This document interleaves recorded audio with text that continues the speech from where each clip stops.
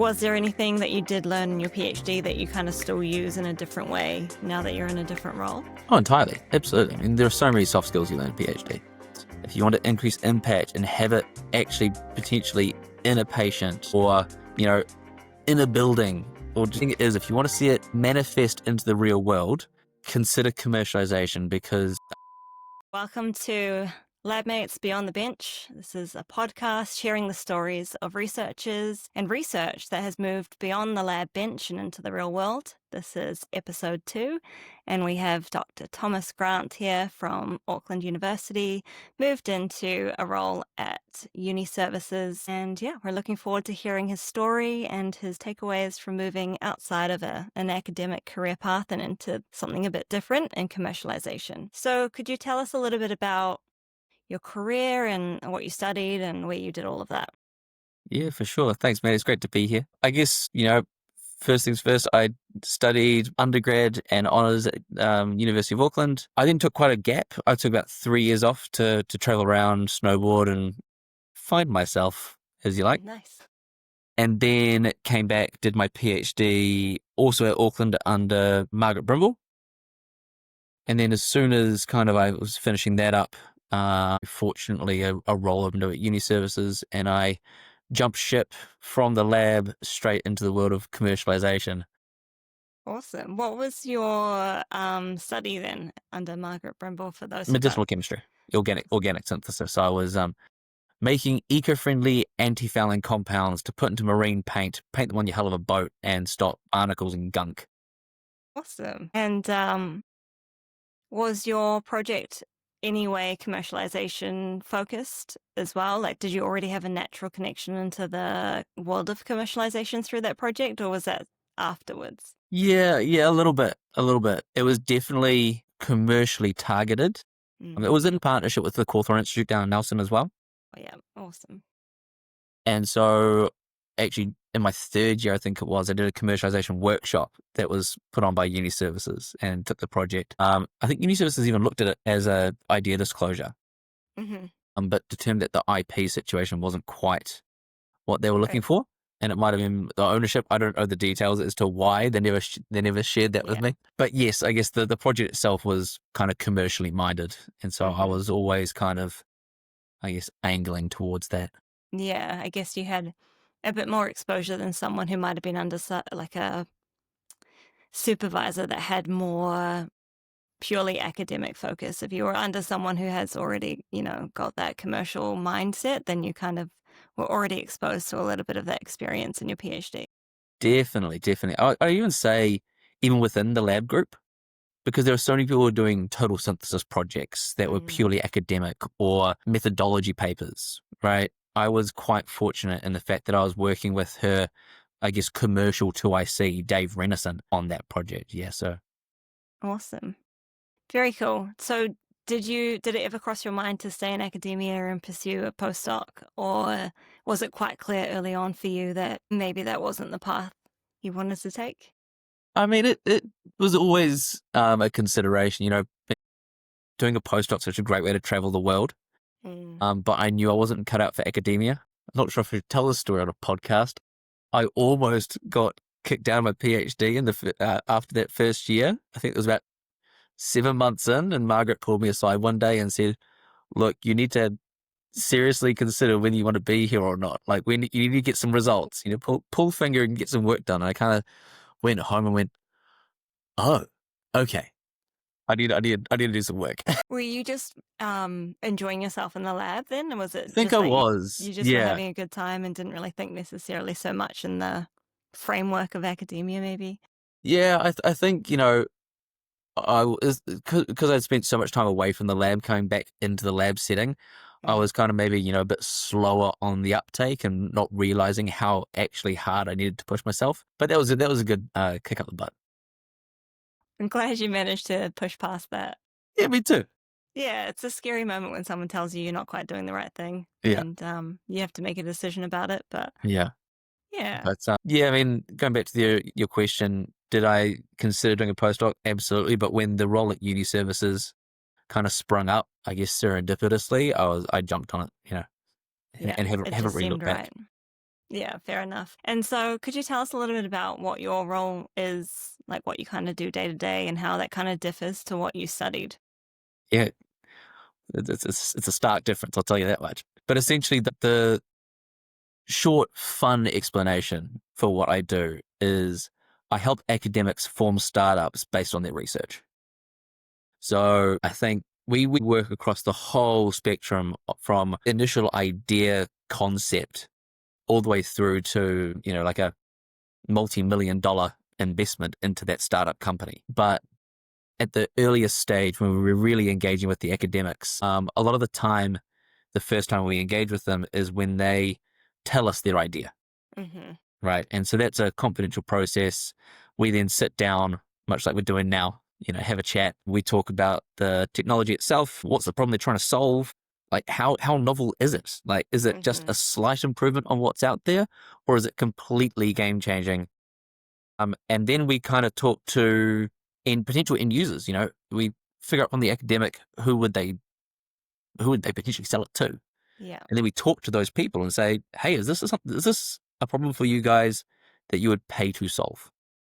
And once we've done that kind of initial triaging process of understanding the market, understanding the technology, and a bit about the intellectual property situation, then we can start sort of putting together a bit more of a, I guess, technical development plan or business plan. Yeah.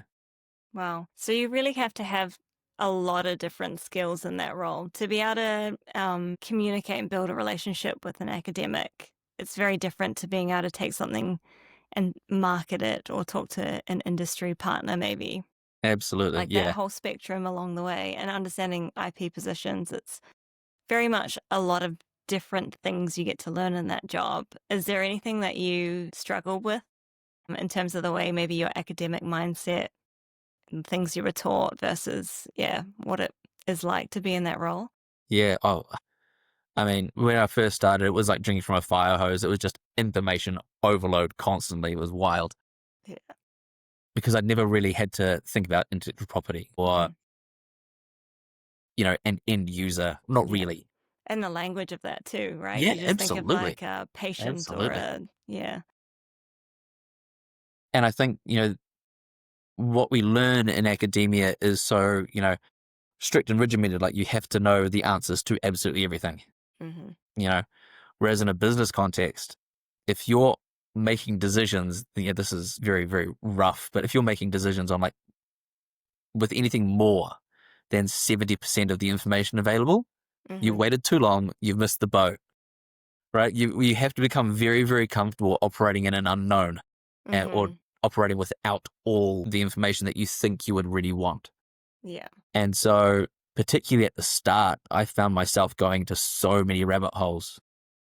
And during that initial triaging process, when we're talking with the academic, I was deep diving and spending Into hours and hours everything. and hours on one little niche thing.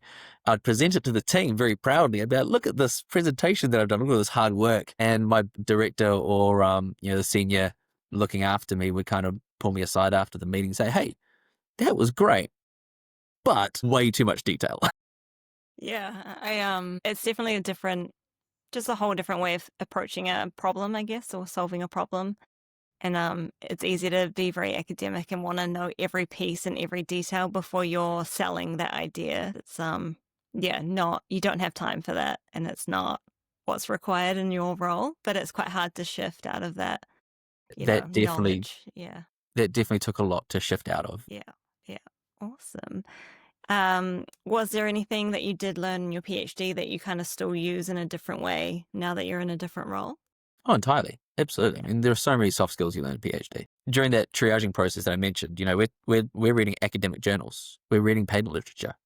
And a lot of that is what I picked up. The skill of reading a paper should not be understated. Like Yeah. that's quite niche. Also talking to academics, in a language that they can understand, Hmm. understanding research timelines and kind of just how the university operates, I think was really, really valuable.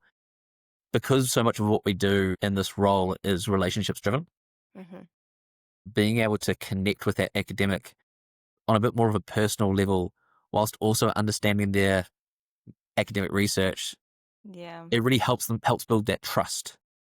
And so, not every idea is made of gold. Yeah. And occasionally you have to tell academics, and you have to say, sorry, mate, like this is a bit far away or a bit too similar to something else. And so when you have to deliver the bad news, it's really nice to have a trusting relationship built there so that they don't, I guess, blow up in your face. Yeah, it's interesting how much of what you're doing is actually relationships, and being able to speak the same language as an academic is really powerful, but also being able to do that in a business sense is equally as important. So you're very much like a jack of all trades in your kind of role. And is that the way you like it? Is that the thing you like doing? Absolutely. I love being a jack of all trades, master of none. Yeah. I mean, some people call it a pocket knife, Yeah, it's yeah, not the exactly. master Yeah. of none, just, just really efficient on lots of different things. Oh, a pocket knife. That sounds great. Awesome. Was there anything that you had to unlearn after leaving the lab? Again, I think it was more to do with that operating in an unknown space Mm-hmm. and being okay with making a decision where you just don't know, you don't have all the answers, and saying, that's okay. We're going to push forward anyway. Just gonna find the answers We're going to find anyway. the answers. Yeah. Yeah. Yeah, absolutely. And in Awesome. that sense, it's quite academic, right? Yeah, it is actually. Yeah. It's just in a different setting. But yeah, absolutely. Do you still consider yourself a scientist? Is that something you think about? Ooh, honestly, not anymore. Mm-hmm. I'm definitely science adjacent, Mm-hmm. and I love being science adjacent.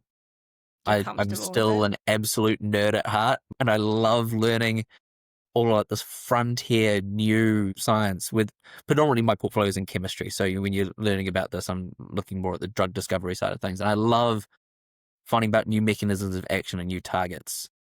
I also love not having to do it.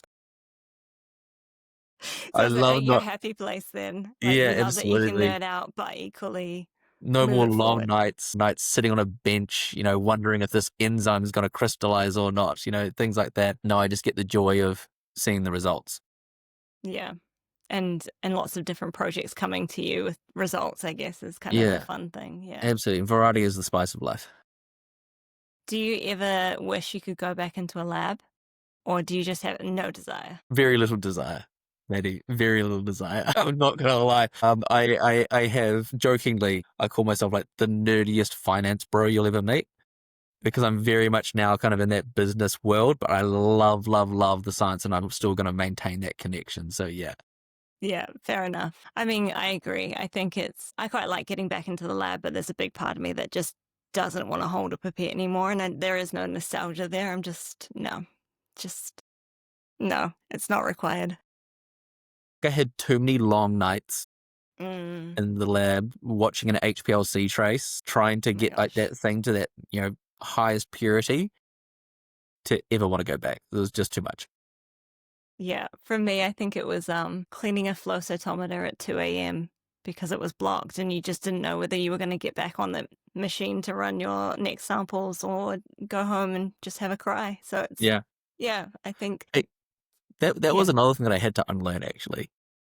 what? That was okay to leave at 5:30 p.m. Yeah, yeah, You that's don't. true. That level of work ethic that you kind of needed to have, or that everyone stuck around, so you kind of stuck around too, or yeah. There's a bit of that, but also being able to just turn off. If Mm, you start a reaction at, I don't know, 3 p.m. yeah. and hypothetically it was a 2-hour reaction, but you're checking it and it's maybe 50% done, and you Hmm. just know that you're going to be stuck there until 7:30, 8 o'clock at night. You can't stop it, right? You Yeah. can't just put it in the fridge and say, "Oh, I'll come back to it tomorrow." Yeah, It's not the same that's as just so being able to true. walk away from a laptop. Yeah, I did have that when I had multi-day experiments or even multi-week experiments. And there are just no sick days or, when I had kids, there were no, like you had to just juggle all of that with still needing to do those days. Otherwise, you're throwing away something that's quite expensive that you've already started, you're already kind of invested. It's like the sunk cost bias of it all. So, Absolutely. I yeah. mean, I had a critical step that was like 4 months in the making, and I used all of the starting material. This was like a make or break reaction, and if The it failed, stress. I was back. And so yeah, that was a late night. Yeah. Yeah. And the stress you put on yourself for that particular thing, it's admirable, but also, should that be required? Or, like, is that how you want your future career to look? So I think some people juggle that well and some people just find that too much. And maybe we were the people that found that too much, and that's okay. No, just pivoted to bigger and better things. Yeah, absolutely. I want to ask you about your job searching. So Yeah. that job came up pretty straightforwardly, but did you have concerns about trying to get that role, or, did you have the right qualifications? Did you know the people? How did that kind of all work? Sure, yeah. Like I said, I was very, very fortunate with the timing. Right when I was writing up and about to hand in, my supervisor learned of a role opening up at Uni Services. And because Margaret's quite sort of prolific in that entrepreneurial space, she was very well connected with the hiring manager. So she said, "Hey, let me, send me your CV and I'll forward it on." And on the back of that, I got an interview. Hmm. Now, what I didn't realize was I was interviewing for the commercialization manager role, Wow. and there's an analyst role under here. But they very, very kindly sent through the job description for the manager role. And I kind of skim read that and said, "Yep, cool. Let's have a chat." Had the interview, got along really well with the team, and then they said, "Cool, thanks for that. We'll let you know." And then after the interview, I reread the job description a bit more closely, and I realized that I didn't know half of what the words meant. And so I So they was, wanted you? yeah. Luckily, I had impressed them enough in the interview on the technical side Hmm. that they said, "Hey, look, we can't offer you the manager role because you have no experience whatsoever, but we are happy to offer you the analyst role and train you up." Awesome. And I think that was just the biggest blessing I could have possibly asked for. Yeah. Yeah, that's really cool. Did you have any other sort of more formal training on anything outside of an academic, so like I did some project management type stuff. Did you do any upskilling during your PhD that would have helped you or given you an advantage in that interview in any way? Honestly, no. I think not formally. Hmm. That commercialization workshop was really good because it got me in front of two of the people who are on the hiring team. Yeah. And so when I came back and did the interview, I talked about my project and that kind of clicked for them. And they went, "Oh, that's right. It's this dude from that workshop." Yeah. And there was this prior connection. So there's some element of like you're already invested in thinking outside that academic space anyway, because you went to those events. I think so, yeah. And so while I didn't do any formal like finance training or any project management beyond, trying to manage a quite collaborative PhD project, Yeah. I think, the prior connection and, kind of the willingness to engage was quite good. Hmm. Yeah. I think it's just that reminder that it is worth going to an event, or, like if there's something that's offered to you, it's a take it kind of opportunity because you never know how it's going to impact your future job hunting. And that was kind of a classic example. I don't think you went to the workshop thinking they're going to offer me a job in a year or 2 years, but it was the thing that kind of probably pushed you through. Think so, yeah. I've been an absolute yes man and encourage other people to do the same. I've had so many amazing opportunities to upskill since starting the Yeah. role, right? Mostly because I keep saying yes to things and they're like, "Oh, this guy's clearly keen. We'll just keep giving him more." Yeah. I've been doing talks to first year PhD students in the PhD induction day, and I've been giving exactly the same advice. Be a yes man or yes person. Mhm. Just try anytime someone says, "Hey, come along to an event," you should likely go to it because you have no idea who you're going to meet. New Zealand is such a small ecosystem. Really building out that network is so, so valuable. I often hear from PhD students that they'll deal with it when they finish, or they'll think about what they want to do kind of when they finish, or same with networking. I don't have time for that because I've got this project right in front of me and that's the priority. What would you say to people who are kind of looking at their PhD right now, and what would be the thing that you would encourage them to do? Make some time. Excellent.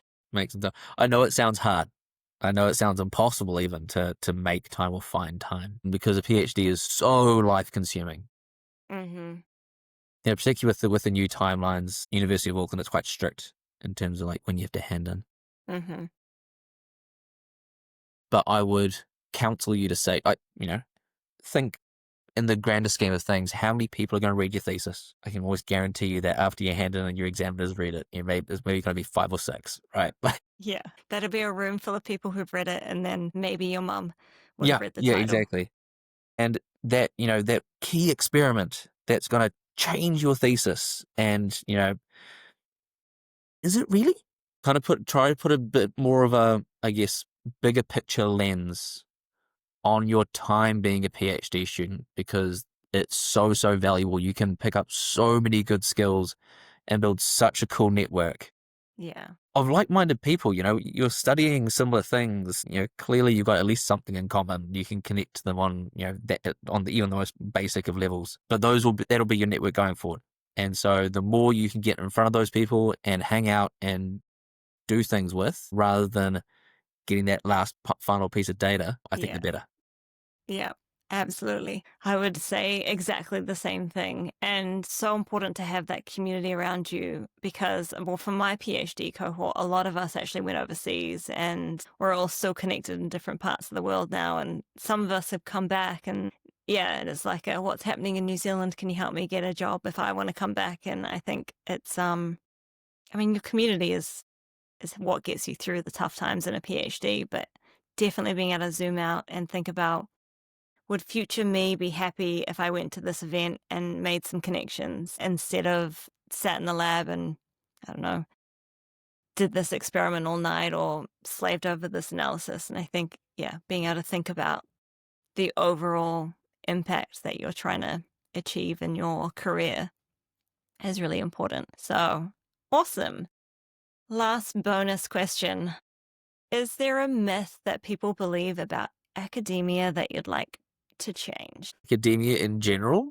Just in general, like leaving the lab, or like what's the biggest myth you hear apart from something like going to the dark side if you go to industry? Or like commercialization is just about money, or I don't know. Oh, that's a good one. Can we use that one? Yeah, you can use that one. If you mold it into your own words, sure.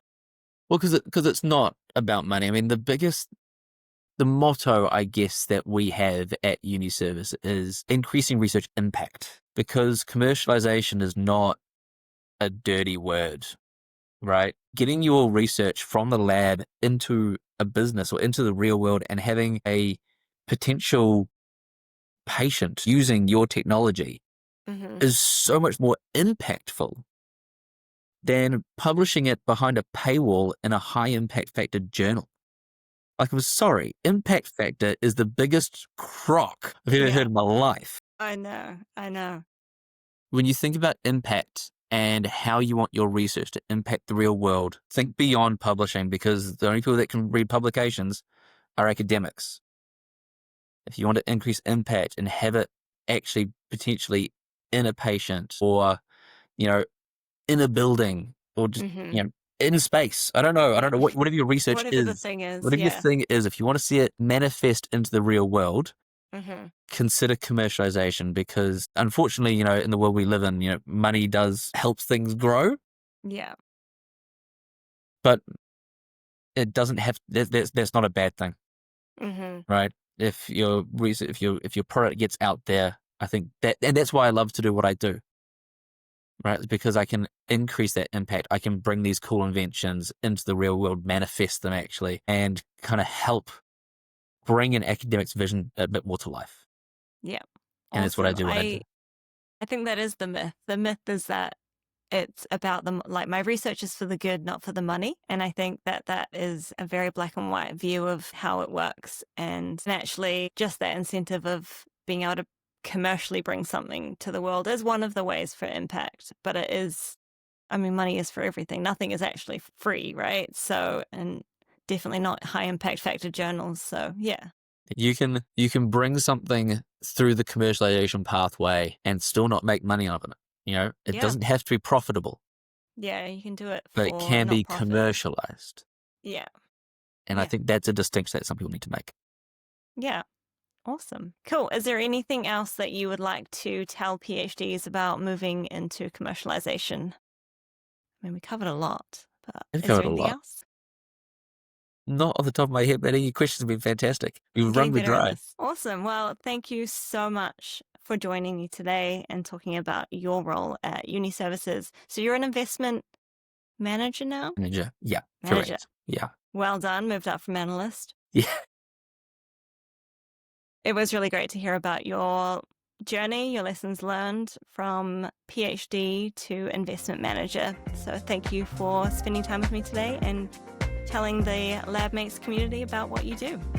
Thank you. Awesome. Thank you so much for joining us today and hearing about Thomas's journey from PhD to investment manager at Uni Services. It was amazing to hear his top tips and myth busting around the academic to commercialization pathway. If you're interested in building a bit more community around science and science careers, then please join us on the LabMates platform. Our beta is open. We have a career support group, we have interest groups around different niche topics, and just as importantly, you can create your own interest groups to connect with different people within your areas, within your spaces. You could do anything from having a research collaboration as in your own private space to having your PhD or postdoc Friday night drinks chat going. You can also see what events are happening in the ecosystem, and if you are part of a research group, you can use a LabMates research group page to have a public-facing web page that you may have never had before. So